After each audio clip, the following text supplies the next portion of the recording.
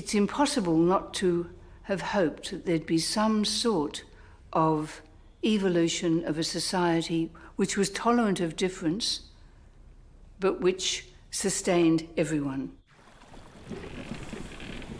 It is a summer's night on the 25th of January, 1788. 11 giant ships enter the harbour. On board are over 1,300 people. More than half are convicts, the rest are soldiers. The people on board are ordered to remain there until dawn. They've travelled for nearly 8 months from England to this unknown land. Around the harbour, the First Australians light fires, and they yell from their canoes for these apparitions to go away. They thought they was the devil when they landed first. They did not know what to make of them. When they saw them going up the masts, they thought they was possums. Marut, Gamagal people. At first light, the order is given for the convict men and women to disembark. And for Aboriginal people, can you imagine? Suddenly there are 11 ships with these strange people wearing clothes, the funny hats, they have guns. What are these people up to? Why are they here? How long are they going to stay?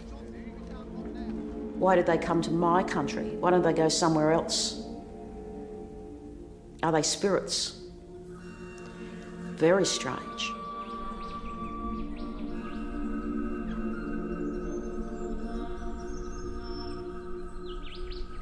There's this very curious and very touching attempt to come together and to comprehend. So you have these extraordinary scenes within 2 or 3 days of landing of Britishers and Aborigines dancing together. 29th of January, 1788. They pointed with their sticks to the boat landing place and met us in the most cheerful manner. Shouting and dancing, these people mixed with ours, and all hands danced together. William Bradley, First Lieutenant. And all we've got to go on are the paintings done by a young naval lieutenant called Bradley.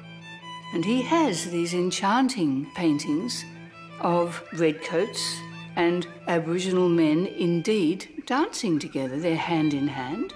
They seem to be dancing. A sort of playground encounter, if you like, when you're trying to check each other out. The First Australians can't work out if these visitors are men or women, as their clothing covers them like a strange skin. Finally, an officer is challenged to submit to the country's very first immigration procedure. He has a wig, he has leotards on. They ask him to take his pants off, which he declined and made a sailor do it. Arthur Phillip, captain of the First Fleet, leads the newcomers ashore. After an unremarkable career of 30 years in the Navy, he is dragged from retirement and appointed governor of a place nearly 60 times the size of England. Governor Phillip was in a rather unique situation when he came to Sydney because he had one of his front teeth missing, and it was the same tooth that was knocked out during the male initiation ceremony.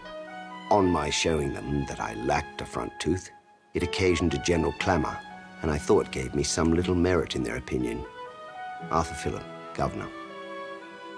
The local people would have thought, here is a man who's initiated, here is an elder, a senior person, so this is somebody we can negotiate with, this is somebody we can talk to, because he has shared at least one of our ceremonies, he's missing his front tooth.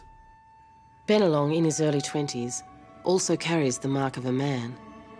He has passed through the sacred initiation ceremonies, which complete his formal training.